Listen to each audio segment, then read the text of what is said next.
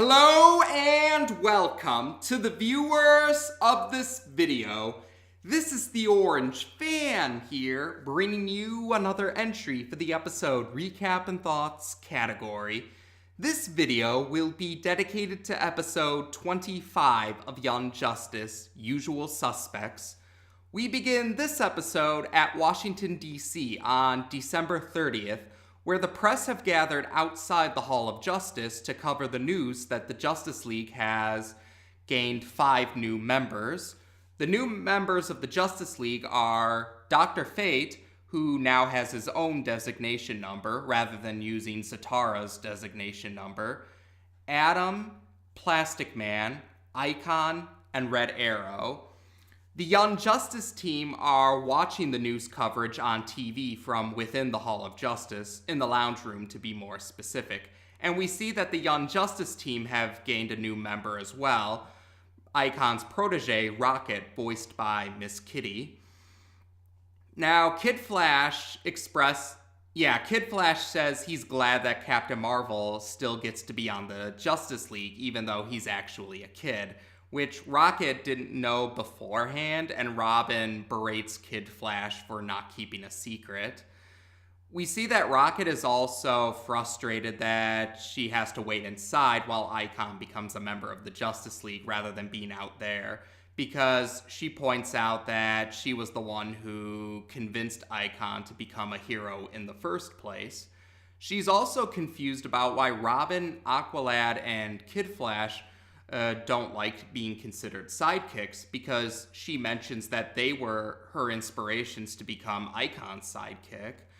They're about to tell her about the events that led to the formation of the Young Justice team back in the first 2 episodes, but then Robin gets a signal on his computer. After the new Justice League members have officially been welcomed, some of the Justice League members go on to do different things, with some of the members planning to go to the lounge room so that the Young Justice team can give their formal congratulations. Although Icon, voiced by Tony Todd, is under the impression that Rocket probably isn't in the mood to be giving congratulations. But when they enter the lounge room, they find that the Young Justice team are not present anymore. We then cut to the Smoky Mountains, where the Young Justice team are following the lead from the signal that Robin received, which was about Cheshire boarding a plane. Now, this plane wasn't on any registered flight plan, and so normally only the Justice League would be aware of this particular plane, but the reason the Justice League aren't aware of it is because Robin had hacked the computers so that they would get the alert instead, or they would get the alert ahead of time. And they realized that Cheshire was seen carrying a case that contains the Starro piece, or or as far as they're aware of, it's what happened from the events of Insecurity. And Aqualad mentions that this represents the Young Justice team's unfinished business. When they follow the signal, though, they find that the plane has crashed, but they don't see any bodies of anyone on the plane. But then that's when Cheshire reveals herself to be, she's not injured at all. This was apparently a trap. And we see that Cheshire is not alone either. Riddler, Mammoth, Shimmer, and many minor minions that have technology from Apocalypse all arrive. And they put up a force field to trap the Young Justice team. And yes, this was a trap that was done to take care of the Young Justice team, because they and their superiors were fed up with the Young Justice team constantly interfering with their plans. Zatanna casts a spell to unleash a snowstorm to give them cover while they fight off their adversaries. And Superboy uses the last of the shields that he acquired from Lex Luthor back in Agendas. While the fight is going on, Superboy does manage to defeat Mammoth, but it causes a minor avalanche. But we see that Cheshire actually saves Artemis's life, admitting that she doesn't want to see her youngest sister be killed. And Cheshire does manage to escape. But Shimmer and Riddler are defeated as well, and they've been captured. So we're back at Mount Justice now, and at first, Batman seems like he's berating the Young Justice team, but then he finishes off his speech with congratulations, mentioning that they did succeed in obtaining the case that, they obtained the case that Cheshire had with her, and they also confirmed Batman's suspicions that Hugo Strange, being the warden of Bel Rev, is using it as a front for escaped criminals. And the case does include the Starro piece, but it's been divided up into smaller pieces, and it looks more like tech chips. The official name is Starro Tech, actually, but they don't know this yet. And they don't recognize the Starro Tech either, so they intend to take it with them to the Watchtower to study it further. And before all the Justice League members leave, Rocket takes a moment to congratulate Icon for becoming a member of the Justice League and to apologize for running off with the rest of the Young Justice team. But Icon takes it very well, saying that they both found teams that are suited for them. So the Justice League head off through Zeta Beam technology, so it's just the Young Justice team now in Mount Justice. And the Young Justice team are starting to think that maybe someone from the hero side tipped off the villains. That's why they were ready with that trap in the Smoky Mountains, worrying that it might be the mole situation again. And they also want to talk to Superboy about his berserker mode during the mission, but Superboy doesn't really want to talk about it. But then suddenly he receives a message from Lex Luthor with high frequency, so he's the one who hears it, but not the rest of the Young Justice team.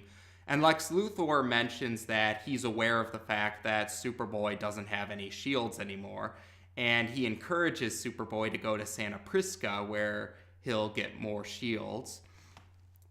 When the rest of the team questions Superboy, he says there's something he needs to do. But then we cut ahead of time to Santa Prisca, where Superboy with the supercycle arrives there, and true enough, Lex Luthor is there, and he's with Mercy Graves, and Lex Luthor introduces Superboy to Queen Bee, but we see that they're not the only ones present. There's also Sportsmaster and Blockbuster, and we see that Bane is working with the Light now. Bane has allowed them to use Santa Prisca in exchange for certain favors, according to Lex Luthor. And Superboy pieces together that the Injustice League were actually a cover-up, and that Lex Luthor and Queen Bee were the ones responsible behind all of these otherwise unallied villains suddenly working together. Lex Luthor confirms this, but also adds he and Queen Bee aren't the only ones responsible for this.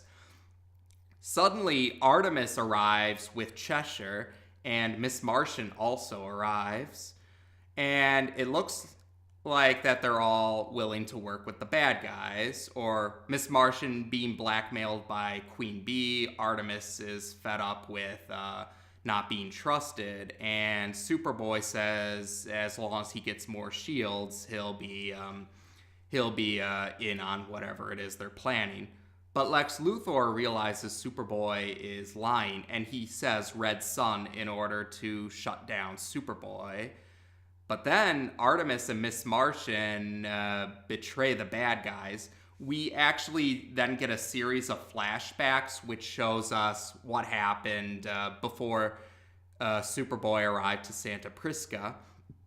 What happened was the thing Superboy needed to do was to come clean about his trip to Cadmus on Thanksgiving in Agendas, and he reveals how the shields are the reason why he was able to access Superman's full power set, because under normal circumstances he wouldn't have those powers because of his human DNA, and that the human DNA comes from Lex Luthor, who gave him the shields. Artemis was inspired by Superboy to come clean about her family. how her mother was the former criminal Huntress, and that her sister is Cheshire, and that her dad is Sportsmaster, who are also criminals. And she was afraid of letting them know because she didn't think they would trust her if they knew that she was related to criminals. But Kid Flash realizes this is why Artemis did what she did during the events of Insecurity. And Robin admits that he already knew Artemis's family, or he was aware of who Artemis was related to, but he didn't tell anyone because he assures Artemis that she's proven herself to be a valid member of the Unjustice team. And this inspires Miss Martian to come clean as well. I forgot to mention this in the recap and thoughts for Image, but the team members did question Miss Martian's true form, but the true form she showed them was actually just a bald version of the appearance she usually takes. And that's why Queen Bee was blackmailing Miss Martian with the knowledge of her white Martian form. So Miss Martian comes clean and reveals her white Martian form to her teammates. And most of them are understandably surprised, but Aqualad and Superboy don't bat an eye. And Superboy reveals he already knew about Miss Martian's true form back from the events of episode 9, Bereft, when Miss Martian restored his memories, because some of her memories slipped into Superboy's mind as well. But Superboy and the rest of the team assure Miss Martian that they won't turn their backs on her just because of her white Martian form. So after these flashbacks, we see this was all a plan that the Unjustice team formed to get the drop on the bad guys. And the rest of the Unjustice team have followed after, but they were in hiding until the time to strike was right. And yep, the time to strike is now. So that's how we see them get the better of the bad guys. Lex Luthor also finds out that Superboy was faking being shut down. Miss Martian actually purged the trigger for Red Sun from Superboy's mind, and she also confirmed that Superboy was freed from Cadmus's control before they had the chance to program anything else into him.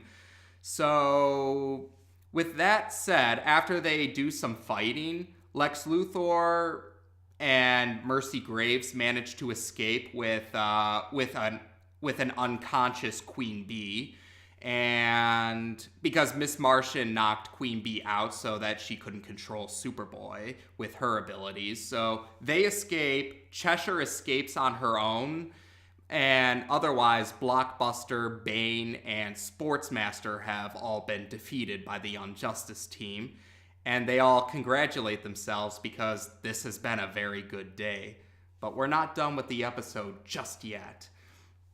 We then cut to the Watchtower, where Batman is in an isolated room still trying to study the Starro tech. Red Arrow enters the room to see if Batman is going to join the party to celebrate the new members of the Justice League. But then Red Arrow places something on the back of Batman's. Yeah, Red Arrow places something on the back of Batman's neck, and it's revealed to be the Starro tech. And yeah, so Batman is now under some kind of mind control. And when they enter the main room of the Watchtower, we see the rest of the Justice League have also been affected by the Starro tech. And then Batman grants someone access to use the Zeta Beam technology as an authorized guest. And who is that individual? Vandal Savage himself. And then suddenly, though, Red Arrow seems to come to his senses. He looks around horrified by what's happened, and then realization hits him. He was the mole this entire time, and he was not aware of it until just now. Vandal Savage confirms this with a satisfied smirk, and the episode ends with Vandal Savage gazing out the window of the Watchtower. So there we go, the second to last episode of season 1, and it came with a lot of surprises and a lot of new information.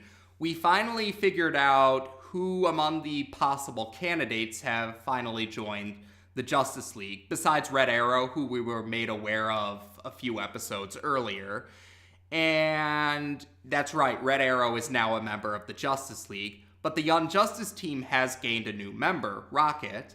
And I have to admit, I wasn't familiar with Icon or Rocket before the Young Justice TV series, so this was my first exposure to the characters. And I have to say, that's a good thing about Young Justice, is that it featured new characters, or characters that most people, or yeah, I would say usually characters that the general public, that's right.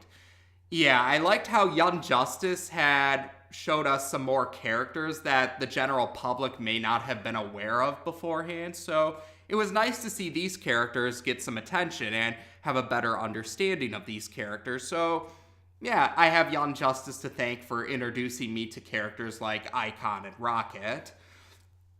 And this episode also brought forth that's where Superboy, Miss Martian, and Artemis revealed the secrets they were keeping from their teammates, and they were able to get the better of the Light and their associates. And that was pretty cool how they were able to get the drop on the Light, because the Light had proven themselves to be very competent and very dangerous adversaries. And we finally get the answer of who the mole is, or the fact that, yes, there was a mole this entire time, and it was Red Arrow, the one who was the most adamant about finding out who the mole is. And yeah, that was pretty interesting how they pulled that reveal, because they kind of hinted at that, though with the wrong possible mole, because it was originally said Superboy might not be aware of the fact that he's the mole because of Cadmus's programming, but it turns out Red Arrow was the mole. But similar to that theory or hypothesis, Red Arrow was not aware of the fact that he was the mole. And they'll go into greater detail about Red Arrow and how he's the mole. They'll go into more details about that in the next episode. But that was quite the surprise back when I first saw the episode. And now the entire Justice League are under the Light's control. And yeah, that's a very tense way to end the episode. And it goes to show that even though the Young Justice team did manage to get the better of the Light still managed to obtain what they were hoping to achieve by controlling the Justice League. So it definitely raises the stakes, and we're going to see how everything unfolds in the last season 1 episode, which is the next episode. So we'll be covering that next. And otherwise, there we go for episode 25 of Young Justice on this channel. Take care, and until next time.